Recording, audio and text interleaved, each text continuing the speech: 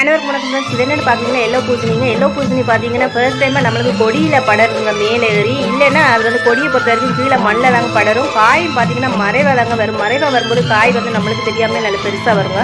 இது பார்த்தீங்கன்னா நம்மளுக்கு கொடி மேலே படர்ந்து காய்க்கிறதெல்லாம் தொங்குது. ஸோ நான் அதனால் துணியை கட்டி வச்சுப்பேன். ஏன்னா கண்ணு பட்ட அந்த காய் வந்து அழுகிடும் அப்படின்னு சொல்லுவாங்க.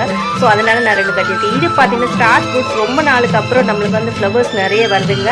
இந்த ஸ்டார் ஃப்ரூட் நான் ஆல்ரெடி உங்களுக்கு நான் அறுவடை காமிச்சிருக்கேன். நான் அப்படியே சாப்பிடும்போது ரொம்ப தித்திப்பாக இருக்கும். ஏன்னா நான் ஆல்ரெடி வச்சுருந்த ஸ்டார் ஃப்ரூட் பார்த்தீங்கன்னா கொஞ்சம் புளிப்பாக இருக்கும். பழம் தான் கொஞ்சம் நல்லாயிருக்கும். பட் அது கூட ரொம்ப புளிப்பாக இருக்கும். பட் இது வந்து அத்தியை பாருங்கள். அத்தி நல்லாவே கிளப்பிரிஞ்சு நல்லா காய் கொடுக்குதுங்க.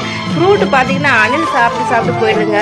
எவ்ரி மார்னிங் நானும் சரி இன்னைக்கு பறிக்கலான்னு பார்த்துட்டு வருவேன். வந்துட்டு கீழே போயிட்டு மேலே பார்த்தா மறுபடியும் பார்த்தா அணில் சாப்பிடுதுங்க. கிளையை பாருங்கள் எப்படி பிரியுதுன்னு. அத்தியை பொறுத்தவரைக்கும் நல்லா 3 நாள் கிட்ட வந்து நம்மளுக்கு கிளை பிரியுதுங்க. பார்க்கும்போது ரொம்ப ஹாப்பியாக இருக்குங்க. தேங்க்யூ.